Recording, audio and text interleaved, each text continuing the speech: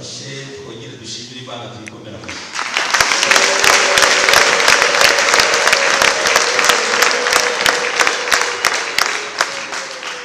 Yabyumvise iyo rero ntabwo igorana twebwe ariko yo rwose ibyo tuyihaye bivuye ku ndiba y'imitima yacu biyigwa neza.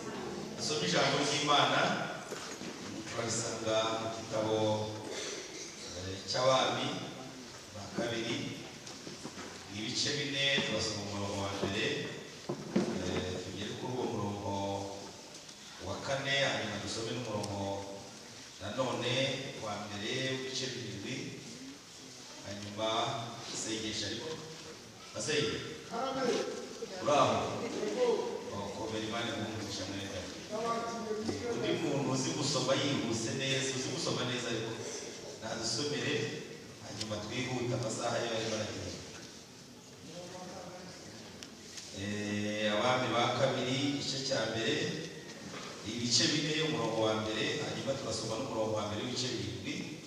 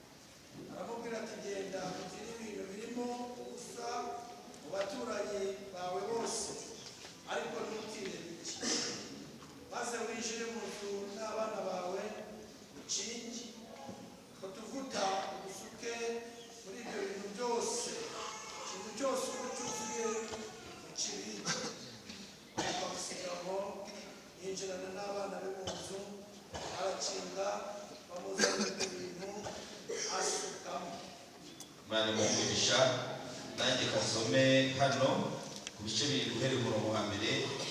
Elisa aravuga ati nimwumve ijambo ry'Uwiteka.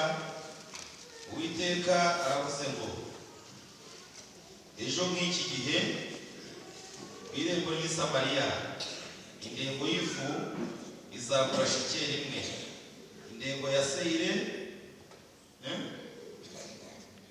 izagura mumfashe none komeza Elisa arakati mwumve ijambo ry'Uwiteka. Uwiteka avuze ngo ejo n'iki gihe irembo ry'i Samariya indengo y'ifu y'ingezi izagurwa shekeli 1, kandi indengo ebyiri za sayiri nazo zizagurwa shekeli 1. Ariko umutware mwarebaniraga asubiza uwo muntu w'Imana ati mbese naho Uwiteka yakingura amadirisha yo mu ijuru bene ibyo zabaho? Aramusubiza ati tuzarebesha amaso ariko ntituzabijyaho. Imana bamugisha. Haleluya. Ijambo rivuga ngo haleluya. Nta jambo Imana yavuze urihire.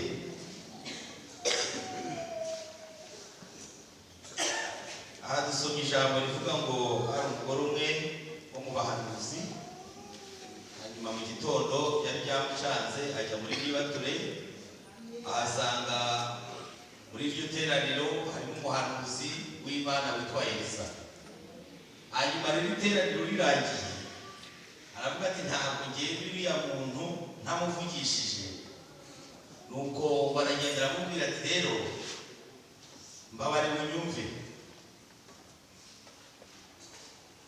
uku ndeba umugabo wanjye yubahaga Imana, yakoreraga Imana, ariko yarapfuye. None muri iki gitondo umwishuza yari yazindutse, ubuje muri nibature yari yadayeho, arambwira ngo niba ntafite icyo nishyura umva agashinyagura ariko niba ndafite icyo nishyura aratwara aba bahungu wanjye, urabona ko nabo baracyari batoya, ariko we aravuze ngo arabajyana hanyuma bagira imbata ze, narangiza kubagira imbata ze ngo nibakura bazajya bakora bishyura, ariko ntabwo yishingiye kuzabaho atishyura. Abisi bajya bavuga ngo hanze aha ngo nta mbabazi zihari, ukagira ngo zirahari. Nta mbabazi ziba hano hanze, imbabazi ziba mu nzu y'Imana, imbabazi ziba ahantu imana zitangira ukazibona. Haleluya. Imbabazi Imana zitangira ukazibona. Hanyuma rero ngo Elisa abyumvise asanga ni ikibazo gikomeye, asanga ni ikibazo gisobanutse, asanga kandi uyu mubyeyi afite n'agahinda. Icya mbere yari yaravuga asigarana abana bakiri bato, kandi rineri ntabwo ari bo bari baragiye kubifata. Iyo dukurikiye Bibiliya dusanga uyu mudamu ni umudamu w'umugabo witwaga Obadiya, wajyaga yisha abahanuzi mu buvumo. Igihe cya Ahabu yageze ku gihe cyo guhinga abakozi b'Imana, ati ubwo uyu mugabo ari guhinga abakozi b'Imana, nubwo bibwami, nubwo nanjye ntagira icyo nkora, ariko mu byo nshoboye reka ngire icyo nkora. Ngo bafata abaziranye nabo, avuga ati ndabizi nibakubona barakwica, nibakubona baragira bate. Baravuga ati rero nibahisha mu mazu bazabimenya, bagenda ajya bahisha mu buvumo. Kandi umugabo ntiyahishe bake, ujyaga afata 50 akabaseseka mu buvumo, bamwe akabashyira Bweramvura, abandi akabajyana Samatare, abandi akabatwara Kizabunwa, abandi akabatwara i Musanze, kandi we yari ahari. None aba bantu ntabwo bajyaga babona uburyo bajya gushaka ikibatunga. Uyu mugabo rero nawe akanga kubaraburiza, mujye mwemera kuraburiza abakozi b'Imana, akanga kubaraburiza. Noneho ngo hari umugabo w'umukire w'umucuruzi wari ufite n'amadepo, akajyayo rero burya abakozi b'Imana baratwubaha. Haleluya. Erega biriya byo kutwubaha ni itegeko ry'Imana. Imana navuze ngo umuntu nankore data azamuha iki? Gusa ntabwo mwumvise biramugenza gukorera Imana izamuha icyubahiro. Umuntu nankorera data azamuha, hanyuma nawe yarangiza akagenda kuri wa mukire. Uyu mukire ntiyarakijijwe, nta nibature, nta gaburo, nta giterane, ibyo byose ntabwo yarazi. Kandi buriya n'ukuri hanze hano hari abantu utabwira ngo mu nzu y'Imana ni heza. Si ibyo avuga, kuko iyo tugenda twese ntabwo tugenda nkabo, ntabwo tugenda nk'abantu basanzwe, tugenda twibombaritse ngo tutagira ibyo dukandagira, tutagira ibyo twangiza. Bariya rero kubera ubutunzi bwabo n'ibyo bangije bagenda bishyura. Bagenda iyo bavuga bati mwangije ibintu by'abandi, bati mwakira amafaranga ariko twe rero tugenda twibombaritse, kuko iyi si nta bintu dufite byo kugenda twishyura buri mwanya. Uwo mugabo rero, haleluya, uwo mugabo arangije ngo akajya aho ideni Obadiya. Niba yaramuhaye toni y'ibishyimbo, ntumbaze, ntabwo banditsemo ibyo yagiye afata, ariko yajyaga afata ikintu. Obadiya rero ngo nawe aza kugenda mbere atishyuye, ariko bwira mugenzi ngo nubwo batishyuye Imana izishyura. Nubwo batishyuye Imana izishyura. Imana ifite uburyo. Ejo bundi Imana yaratubwiye ngo Imana igira amayeri. Haleluya. Imana igira amayeri. Haleluya. Imana ifite amayeri ikoresha. Muzeyi, Imana igira amayeri ikoresha. Ikaze bajya kuboneka mu mugezi wabo. Haleluya. Kuboneka mu mugezi wabo. Amayeri Imana niyo afite menshi, kandi ayo mayeri, haleluya, Umwuka Wera niwe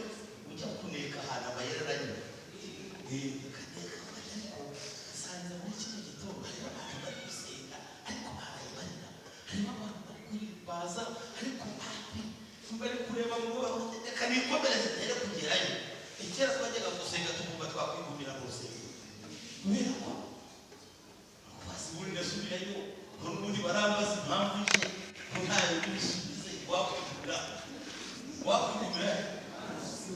Iyo twafataga itatu twumvaga twakwikomerezayo kuko inzara n'ubundi ntacyo byabaga bivuze, yararangiraga n'ubundi tugakomeza tugasoza. Mbese bavugaga kwiyiriza n'ubundi dusanzwe twiyiriza ariko Imana ishimwe. Haleluya, haleluya. Ibirega iyo tubivuga ntabwo ari ibikabyo, ni ubuzima twabaye. Buriya mwebwe muri gusenga mu gihe ibintu byoroshye, ibintu byaroroshye, ntabwo ari nka kera. Hari n'abantu bakubwira ngo mu cyaro ngo ntacyo umuntu yaba ngo reka nisubirire mu cyaro. Niho haba ibasenga. Mu cyaro niho abantu bakubitirwa, ntunamenye ko bavutse, ntunamenye ko ari barebare, abantu bagasaza nta mpamvu, bagasazira imburagihe, ugasanga umuntu w'imyaka 30 bari kumubarira 45.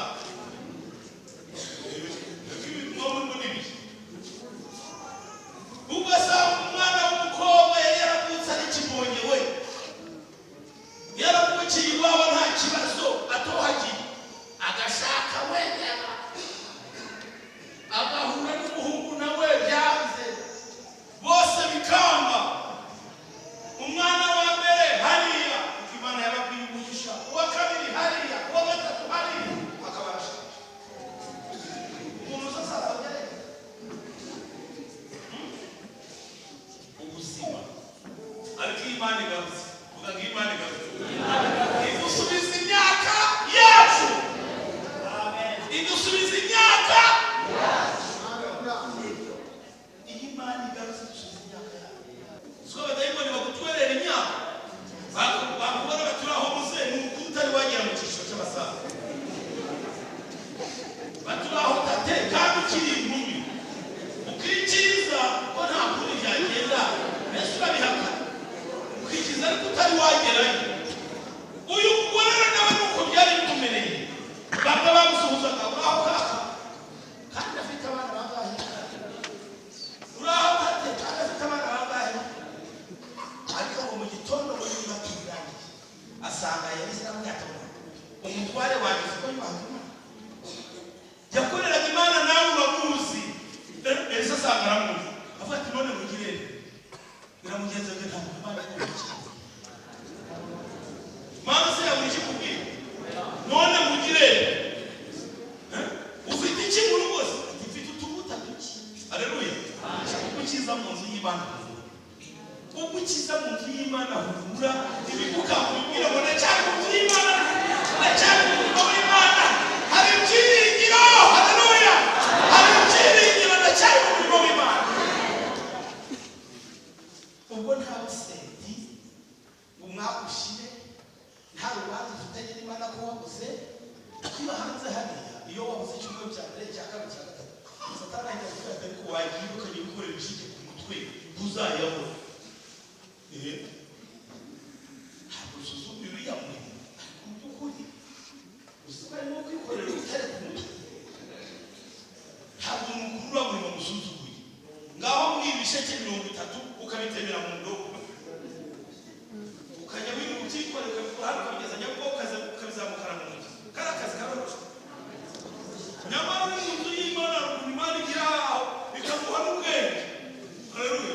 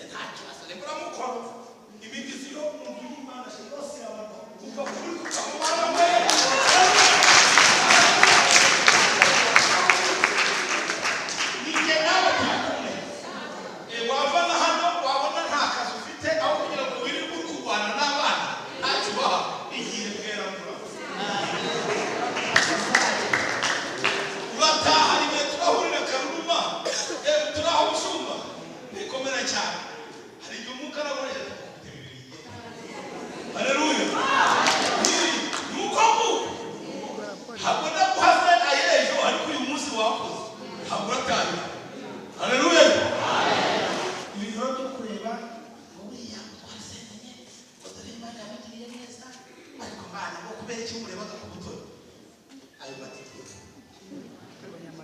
matiko yakuremo ubundi wowe ubyuma tutimana ndagushimye ko uyu mwaka nawe nanjye turi kumwe. Haleluya. Nishaka iba 25 ariko Imana izaza n'ukuri ibintu byo mu myaka 25 izabizana umunsi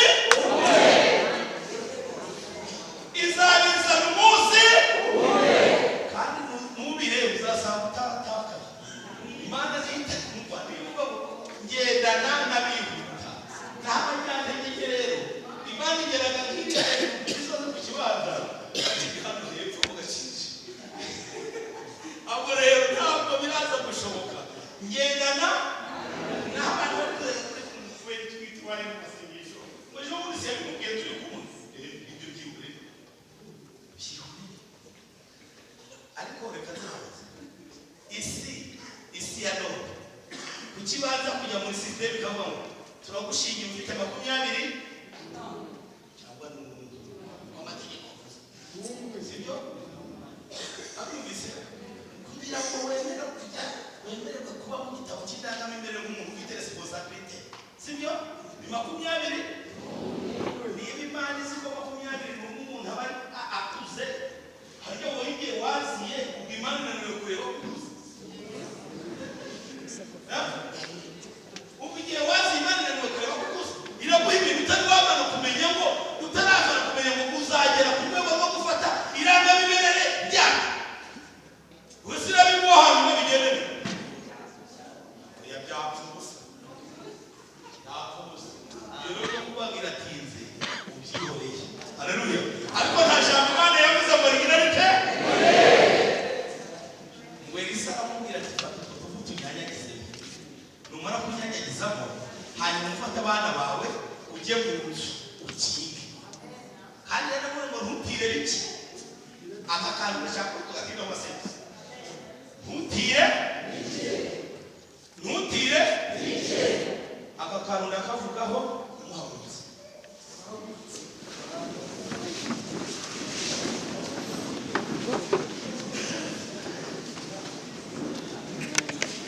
kiramugenza ngo ntutire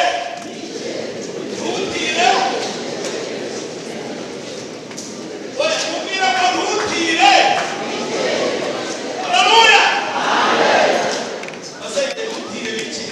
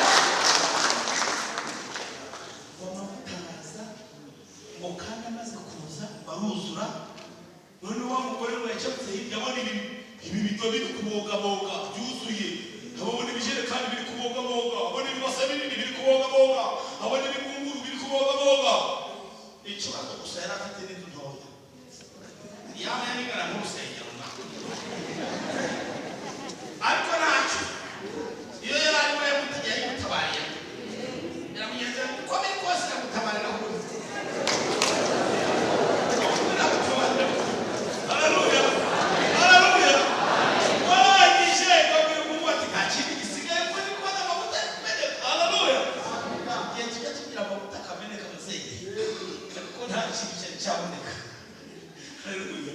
Haleluya. Amen, amen. Imana ishimwe. Amavuta ngo ako kanya birakuza ngo byanga byuzuye. Ngo arazabwira Elisa aramubwira ati rero none ibintu byose birasobanutse, ibintu byose biruzuye. Ngaramubwira ngo ugiye ugurisheho wishyura ideni anagutungane n'abana bawe. Abahanga bavuga ko aba bana nibo babosi bawe, nibo bantu bafite icyo bita gususe, isoko y'amavuta muri isi, isoko y'icyo bita amavuta. Aba bana komantere biri ziraba isoko y'amavuta, abakire bane bafite kuri aya mavuta ni aba bana. Haleluya. Bavuga gusenga aka kanya iri kumugisha kone twiyumva mu kubyutse iri kumugisha magana ahantu aho tuzahavuka. Haleluya. Mugihe cyagiye mugende mujye gutira, mugende mujye gutira, niyo mpamvu ahandi hasigara. Amen. Amen. Mugende ngo hazigamye hazigamye ntabwo amacokoza kata iki kibindi si igicokoza. Haleluya. Ntabwo cokozaho ahubwo ahandi hasigara, ariko tugiye gusenga tuvuga ngo ntutire biki. Amen. Hari ukuntu umuntu asaba agasaba ibyo abantu bafite, ariko igiriye yerekwa risaba ibyo abantu badafite. Amen. Imana igiriye yerekwa risaba ibyo abantu badafite, kuko Imana irabifite. Imana irabifite, ifite UPI, ifite ibibanza. Nturebe ngo hano ku Gisozi ngo harashize, reka da, ntabwo hashize. Ntabwo hashize no mu myaka 30 abantu Imana yahahaye bazaba bakihari, bazaba bakihubaka. Amen, amen. Igihe cyashize mwavuga ngo harashize, uyu munsi wo haracyaka. Tugiye gusenga Imana. Ndasaba rero uriya mushumba hari Yuda igere bagiye gusenga Imana ngo Imana rero twemere ko dutira, ariko tugire n'umugisha wo kwemerwa abo dutiye bature. Haleluya. Abisirayeli bigeze Imana babwiye ngo mugende muri abo bantu b'Abanyegiputa mubasabe mubatire, kandi Imana yarabatije. Bamaze gutira nta nubwo babigaruye bagendanye nabyo. Wagiye gusengera muri cyo nanjye ndasengera muri nakire neza cyo kugeza